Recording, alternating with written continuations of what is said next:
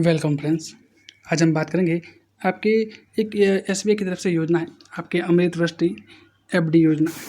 तो इस योजना के बारे में हम बात करेंगे, यानी इस योजना के तहत जो अमृत वृष्टि एफडी योजना है, यानी फिक्स डिपॉजिट योजना है, इसके तहत आपको जो बेस्ट ब्याज की दर है वो मिलती है। यानी अगर आप एसबीआई में इस योजना के तहत अगर आप अपने पैसे एफडी में करवाते हो तो आपको जो ब्याज है वो, या जो रिटर्न है, जो आपको अन्य बैंक और अन्य जो संस्थान है उनसे तुलना में आपको कुछ ज़्यादा रिटर्न आपको देखने को मिलेगा। तो ये अब अमृत वृष्टि एफडी योजना है वो क्या है, उसके बारे में हम बात करेंगे। साथ ही इसका क्या प्रोसेस रहने वाला है, किस प्रकार से रिटर्न आपको मिलने वाला है, कितने प्रतिशत रिटर्न मिल रहा है, किन किन को ये फ़ायदा रहने वाला है, उसके बारे में, यानी इस स्कीम्स के बारे में हम पूरी की पूरी जानकारी हम प्राप्त करने वाले हैं। तो वीडियो को एंड तक आप ज़रूर देखिएगा। यानी सबसे पहले बात करूँ मैं इसकी, तो इसका स्कीम का नाम मिलता है आपको एसबीआई अमृत वृष्टि एफडी, यानी फिक्स डिपॉजिट स्कीम। ठीक है, याद रखना कि इसको जो लॉन्च है वो किया गया था आपके 15 जुलाई 2024 को किया गया था, लेकिन वापस इस स्कीम को रीलॉन्च किया गया आपके 15 अप्रैल 2025 को वापस इसके रीलॉन्च किया गया। इसके तहत अगर आप जो पैसे हैं वो आपको इस आप जो पैसे हैं वो आपको एफडी करवानी होगी। क्या करवानी होगी? एफडी करवानी होगी। और उस एफडी की जो आपकी लिमिट है वो होगी आपकी 444 दिन, यानी लगभग आपके 1 साल और 2 महीने। यानी जब आप इसके तहत अगर आप एफडी करवाते हो तो आपको पैसा है वो बैंक में आपको लगभग 444 यानी 1 साल और 2 महीने तक आपको यहाँ पे जमा रखना होगा, वरना आपको ये रिटर्न है कुछ भी नहीं मिलने वाला है। ठीक है, तो ये बात याद रखना है। इसमें आप जो न्यूनतम आप जो एफडी है जो आप 1000 रुपये करवा सकते हो, और अधिकतम है वो उसकी कोई लिमिट दे रखी नहीं है, तो आप अधिकतम कितने भी रुपये की जो एफडी है वो आप करवा सकते हो। ठीक है, यानी आप जो न्यूनतम आपके 1000 और अधिकतम है वो आप कितने भी आप करवा सकते हो, कोई फ़र्क पड़ेगा नहीं।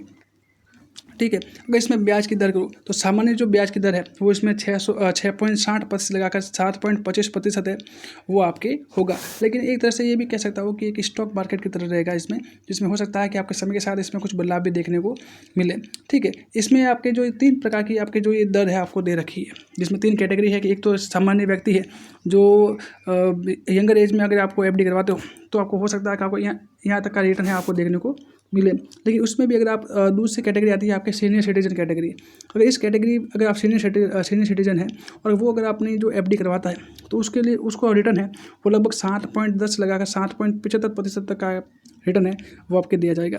वो एक सुपर सीनियर सिटीजन है तो उसके लिए फिर अलग ब्याज आएगी, जिसका मतलब जो 80 साल से ऊपर वाला व्यक्ति है और वो ऊपर ये एफडी करवाता है तो उसको आपके 7.20 लगाकर 7.65% तक रहती है। ये आपकी जो जनरल है, कौन सी, मतलब जो सामान्य जो ब्याज की दर है वो आपके रहने वाली है। लेकिन बाद में धीरे धीरे जैसे टाइम पीरियड बढ़ेगा वैसे वैसे इसमें भी जो बढ़ोतरी होती जाएगी और लगभग आपके 9.5% के आसपास तक का आपका जो रिटर्न है वो आपको देखने को मिलेगा।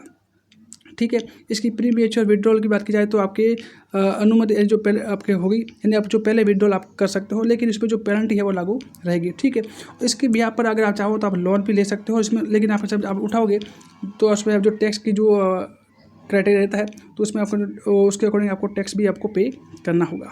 ठीक है, तो मैंने आपको जो इसमें जो इंटरेस्ट रेट है वो बताई 2025 की थी, जिसमें आपकी सामान्य कैटेगरी है, सामान्य नागरिक है, उनके लिए लगभग 6.6 से लगाकर आपके 6.25 तक 7.25 तक आपके जो मिलेगा। याद रखना कि इसमें आपको 444 दिन तक के लिए आपको ये पैसे जमा करवाने होंगे, उससे पहले आप उठा नहीं सकते हो। और फिर भी आप अगर पैसे निकाल देते हो तो आपको किसी भी प्रकार का कोई रिटर्न है आपको दिया नहीं जाएगा। ठीक है, 60+ है तो उसके लिए 7.10 से लगाकर 7.75%, और 80+ है तो उसके लिए 7.20 लगाकर 7.65% तक मिलती है। लेकिन ये आपके जो ये जो आपके है जो इंटरेस्ट रेट है वो आपके एवरेज इंटरेस्ट रेट आपके होगी।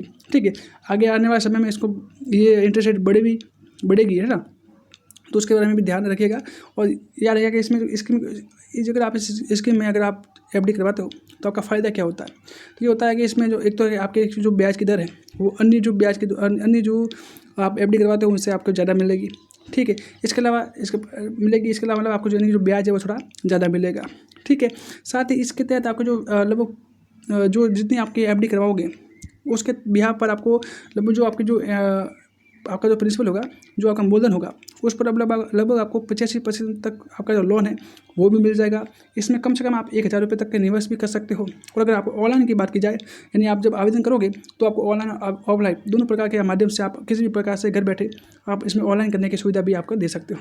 ठीक है, अगर बात करूँ अगर आपको ये अगर एफडी करवानी है तो आप इसमें किस तरह से निवेश कर सकते हो उसके बारे में करूँ तो सबसे पहले आपको अगर आपकी केवाईसी अपडेट नहीं है तो सबसे पहले आपको ब्रांच में जाना है और आपकी जो एसबीआई ब्रांच में जाना है और आपको अपनी जो केवाईसी है उसको अपडेट करवानी होगी। उसके बाद आपको अपनी जो नेट बैंकिंग है वो स्टार्ट करनी होगी।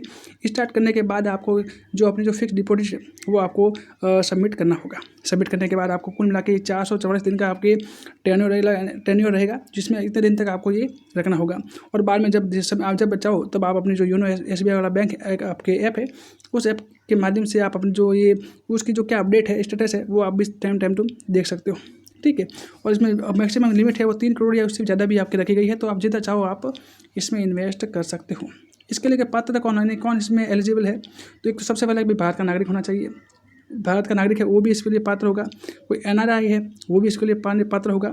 सीनियर सिटीजन है या सुपर सीनियर सिटीजन है, या फिर कोई भी नए और रिव्यू होने वाले एफडी दोनों पर लागू होंगे। ठीक है, यानी दोनों आपके ये सभी जो है इसमें पात्र आपके रहने वाले हैं। बात करूँ इसमें डॉक्यूमेंट की, तो इसके लिए आपको Aadhaar card, PAN card, passport size photo, address proof और आपके जो बैंक अकाउंट की डिटेल है वो आपको इसमें साथ आपको देनी पड़ेगी, जिससे आपका जो एफडी वाला जो कार्य है वो आपके आसानी से हो जाए।